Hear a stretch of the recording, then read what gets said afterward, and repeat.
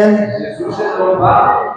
Ngiye kubaramutsa mu izina ry'umwami wacu Yesu Kristo, Le nom de notre Seigneur Jésus-Christ. dushima Imana ko yaduhaye akanya keza ko kuba mu ngoro yayo. Agradecendo a Deus que nos deu este bom momento de estar em sua casa. Kandi turashimiye abakozi batwiyumviriye ko Agradecemos os líderes céus que pensaram em nós, abarongozi bakaduha akanya ko guhagarara imbere y'ishengero ngo tugire icyo tuvuze. deram este tempo de parar no meio de frente da igreja. Yesu nabahezagire. Jesus os abençoe. Amen. Tudatevye rero, Sem demônios, reka tumve ijambo ry'Imana vamos ouvir a palavra de Deus. yanditswe muri ubutumwa bwiza uko bwanditswe na Matayo. Está neste livro, segundo Mateus. Matayo igice ca 25. Mateus capítulo 25. Tusoma umurongo wa mbere n'uwa kabiri, Vamos ler o primeiro e o segundo verso. hanyuma dusimbe ku murongo wa 13. Depois vamos saltar e ler o versículo 13. Matayo 25, Mateus capítulo 25. murongo wa mbere n'uwa kabiri, Versículo 1 e 2. hanyuma dusimbe ku murongo wa 13. Depois saltamos para o 13º versículo. Harimo Kristiya yitegure kuza gusoma mu Kirundi. Nós já estamos a se preparar para Soma. ler em Jesus. Vamos ler em Jesus. Mateus capítulo 25, versículo 1 e 2. Depois saltamos 13. Então o reino dos céus será semelhante a 10 virgens que, tomando as suas lâmpadas, saíram ao encontro do esposo. E 5 delas eram prudentes e 5 loucas. 13. Vigiai, pois, porque não sabeis o dia nem a hora em que o Filho do Homem há de vir. Amém. Icyo gihe ubwami bwo mu ijuru buzosa ari inkumi 10 zajanye amatara yazo zijya gusanganira umukwe. 5 muri bo bari bijuju, bandi 5 bari abanyabwenge. 13. Nuko mwame mugavye kuko mutazi umunsi cyangwa isaha. Amen. Amen. Nuko twahejeje gusoma Vamos ler. ijambo twishimikiza A palavra qual vamos nos basear n'iri jambo ry'umurongo wa 13. é este 13º versículo, versículo 13. Niyo teme. Este aqui é o tema. Ni ijambo rivuga mwame mugavye É a palavra que diz vigiai, kuko mutazi umunsi canke isaha. porque não sabeis o dia nem a hora. Ni ijambo rivuga muri rusangi mwame, É uma palavra falada em conjunto ni muri benshi. muita gente. Mwame mugavye kuko mutazi umunsi canke isaha. Vigiai, porque não sabeis o dia nem a hora. Ariko kandi wame ugavye Mas também vigiai, kuko utazi umunsi canke isaha. porque não conheces o dia nem a hora. Iri ni ijambo ryavuzwe n'umwami Yesu wenyene. Esta é uma palavra que foi falada pelo próprio Rei Jesus. Ijambo ryavuze Yesu Uma palavra que Jesus falou riratandukanye n'ijambo riba ryaravuzwe n'uwundi muntu cyangwa umuvugishwa. é diferente de uma palavra que foi falada por uma outra pessoa ou um outro profeta. Ijambo ryavuze Yesu n'ijambo ryavuze Imana ubwayo. Uma palavra que foi dita por Jesus é uma palavra que foi Niwe yabwiye intumwa, falada pelo próprio Deus. niwe yabwiye intumwa mwame mugavye. Foi ele quem disse aos discípulos: vigiai. Kugaba Vigiai ni kuba maso. está de olhos. Iyo umuntu agavye Quando alguém vigia, ntasinzira, não dorme. ni kuba maso. Está de olho. Mu Giswahili niho wakoresha iryo jambo kesheni. vigiai. n'umuntu adasinzira aba akanuye abona araba. É uma pessoa que não dorme, não só tem que estar sempre de olhos abertos. Kuba maso rero umuntu ari maso Então estar de olhos, uma pessoa que está de olhos, n'umuntu aba yiteze ikintu. é uma pessoa que está à espera de alguma coisa. Nta muntu aba maso ataco yiteze, Ninguém fica de olhos sem estar à espera de nada. n'umuntu aba yiteze ikintu. Alguém que espera alguma coisa. Aha twasomye rero Aqui quando nós lemos, igice ca mbere n'icya kabiri versículo 1 e 2, avuga ngo ubwami bwo mu ijuru diz que então o reino dos céus buzosa n'inkumi 10 será semelhante a 10 virgens zajanye amatara zigiye gusanganira umukwe. que levaram uma das lâmpadas e saíram ao encontro do esposo. Batanu ngo bari abanyabwenge, 5 delas eram prudentes, ngo abandi batanu byari bijuju. outras 5 eram loucas. Iyi ni ishusho y'ishengero Yesu yariko aravuga. Essa é uma imagem da igreja quando Jesus falava. Ishengero rimwe abantu bari mu migwi ibiri. No meio da igreja tem pessoas divididas em 2 partes. Ariko bose bitwa ishengero. Mas todos eles são chamados de igreja. Avuga ngo bamwe bari abanyabwenge. E diz que algumas eram prudentes.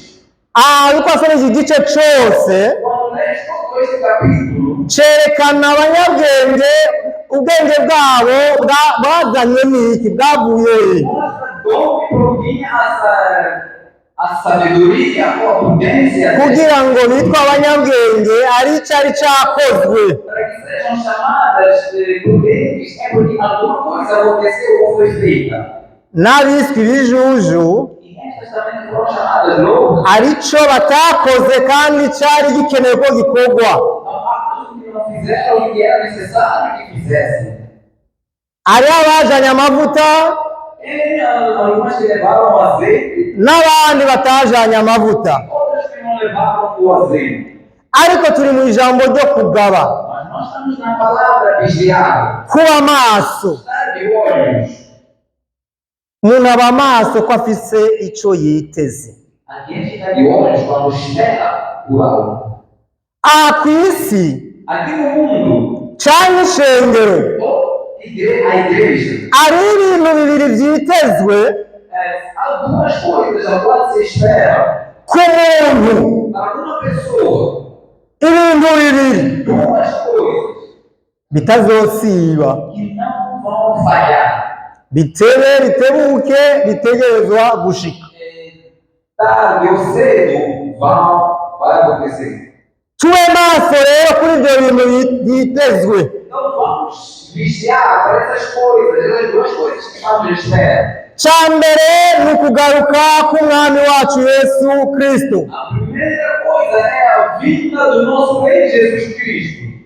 Isi ivyanye canke ivyemere, O mundo querendo ou não, aceitando ou não, urugendo rwa Yesu Kristo kuza ntiruzosiba. a viagem de Jesus Cristo vindo cá não vai falhar. Nubwo bamwe babona ko rwatevye canke rutakibaye, Por mais que alguns sintam ou acham que demorou, ou outros até pensam que ariko ruzoshika.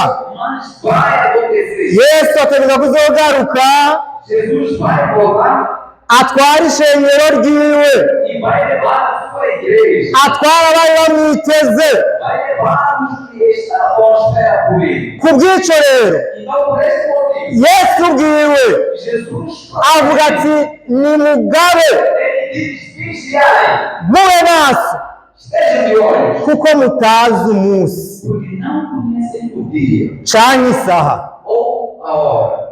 Arashobora kuza ubu nyene Yesu, Ele pode vir agora mesmo, Jesus. kandi abo Yesu azojana E os que Jesus irá levar bariyizi, se conhecem, si byo gutomboza, não é sortear. bari maso, Eles estão de olho. barazi ibyo Yesu yanga n'ibyo yemera. Eles sabem o que Jesus nega e aceita. Birinda ikintu cose cobabaza Yesu Eles evitam qualquer coisa que kugira ngo niyaza para quando ele vieram. ntasange batiteguye. Não encontre quando não estão preparados. None nimba umwiteze, Então, se tu estás à espera dele, uri maso, estás de olho, nta bintu mupfa na Yesu, será que não tens nada, nta bintu ukora Yesu yanga, não fazes nada que Jesus repudia? azotwara abamwiteze, Ele vai levar os que o esperam. kandi urwo rugendo ntiruzosibira. Essa viagem não vai falhar. Icya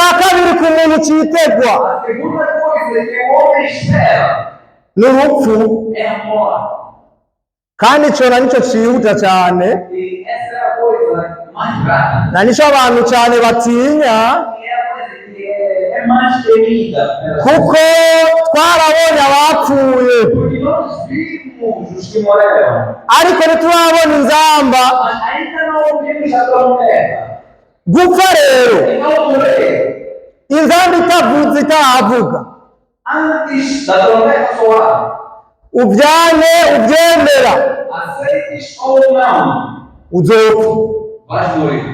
Kandi iyo umuntu apfuye E quando alguém morre, ntarazimanganye. ele não se apaga eternamente. Hari abantu biyumvira ko iyo apfuye biheze, A pessoa que pensa que quando morre, acabou. ariyo n'abariye amadeni y'abandi, bariye amadeni Há outros que também tiveram dívidas. amaze kuba menshi y'umurengera, Depois das dívidas serem grandes, bariyumvira ati kugira ngo mwunge uwo ufitiye ideni, então pensando para que eu fuja, deixa a pessoa aqui estou a dever, reka niyahure deixa suicidar. ndaba hazonkura, Ele vê onde que ele vai virar.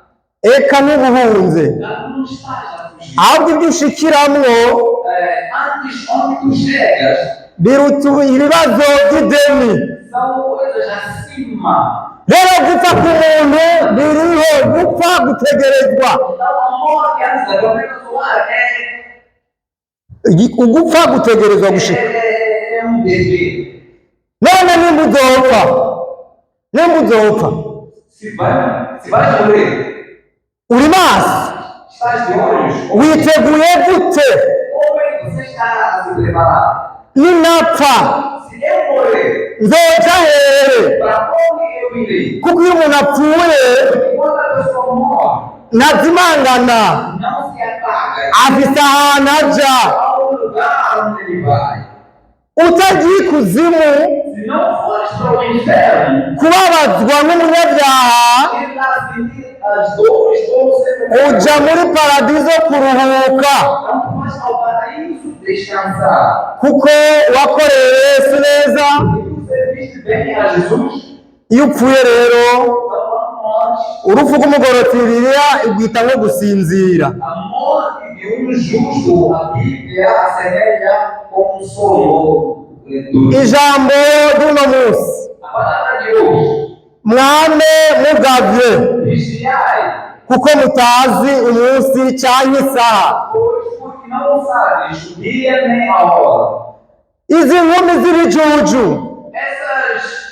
Essas 5 loucos, n'abantu bari mw'ishengero são pessoas que estão na igreja, barakizwa, salvas, ariko byo kuza k'umwami Yesu mas as coisas de vir para o Rei Jesus, as coisas da vinda do Rei Jesus, bamaze kubititura, já desistiram, bamaze kubibona ibintu bisanzwe, já viram tomar aquilo como algo normal. bamaze kubibona naze cyangwa areke, Já dizem, por mais que venha ou não, batanguye kuvamwo buke buke. estão a sair pouco a pouco. Ari ibyaha bahora batinya batanguye kubyubahuka, Há pecados que eles tinham medo, temiam, mas hoje em dia já não. bariko barabivamwo buke buke. Vão desistir pouco a pouco. Amatara ariko arazima As lâmpadas estão a se desligar ou se apagar. kubera itwaha n'ibyaha batanguye kwinjiramwo, Por causa de pecados que estão a começar a entrar. basigaye barinda, Já tem coragem. reka ndabikore nzokurana n'ejo. Deixa-me fazer, vou me arrepender amanhã. Abo babayeho Eles vivem nk'abazi umunsi, como se conhecessem o dia. nuko kwiyahura Quando você faz um suicídio, kubaho muzi umunsi kubaho kumenya umunsi wawuzi viver quando você conhece o dia, ni bibiri são duas coisas. ingambi itevye Enquanto a tormenta, urashobora gupfa tu podes morrer. none iyo upfuye Não se morre. uzoja hehe? Para onde é que tu irás? Ibyo ni byo bintu byitezwe São as duas coisas que se esperam. bidashobora gusiba. Não podem falhar. Gupfa utegerezwa kuzopfa. Morrer deve. Ico kibanza wicayemwo canke abandi Esse lugar não está cheio. Tinham pessoas kandi bapfanye imigambi. que morreram com planos. Nagiye kuraba umugabo umwe ku bitaro Fui ver um certo senhor no hospital. yari umugwizatunga Era umugwizatunga era um empresário, ari ku musego mas a sua almofada, ahamagaza abakozi biwe ele chamou os seus empregados abaha imigambi yo gukora e lhes deu planos de trabalho yo kubaka inzu nziza e construir uma boa casa. ari ku musego Ele estando agwaye arebye de cama, doente, ariko yaragishobora kwandika ele ainda podia escrever. yandika inzu akeneye Escreveu o tipo de casa que deseja. yandika yabazi ibintu Ele sabia coisas. yandika n'ibizokorwa n'iyo nzu n'imifuko y'isima n'amaferabeto byose yabyandika ariko musego Escreveu coisas que deviam ser feitas, ferros, cimentos. Ele estava no estado de cama. kandi icyo gikorwa abafundi baragitangura E os mestres começaram com essa obra. bakiri mu mushinge Ainda na fundação, aca arapfa. ele morreu. nagomba kuvuga iki? Então, o que eu quero dizer? yarinda apfa Ele chegou ao ponto de morrer. afise imigambi. Ele tinha um plano. Na wewe Você também uzopfa ugifise imigambi, vai morrer tendo planos ainda. uzopfa imigambi ikiri mishasha ihiye. Vai morrer enquanto os planos ainda estão novos ou prontos. Nagomba ubimenye Eu queria que tu soubesses disso. imigambi urimo nizokubuza gupfa igihe kigeze, Esses planos que tu tens não vão impedir. nizobuza Yesu ko agaruka igihe kigeze. Vão impedir que Jesus voltar. Mwame mugavye Vigiai. kuko mutazi umunsi canke isaha. Hoje, porque não conheces ou não sabeis a hora, o dia tem a hora. Amen, Amém. amen. Amém. Turahejeje. Termino. Ijambo ryumvikana, A palavra que é perceptível ou ouvida nimba ugavye canke utagavye ni urizi. é se vigias ou não, você é que sabe. Nimba ukigendera mu vyaha Se você ainda anda em pecados, bito bito canke binini binini pequenos ou grandes, ntugavye, não estás nturi maso.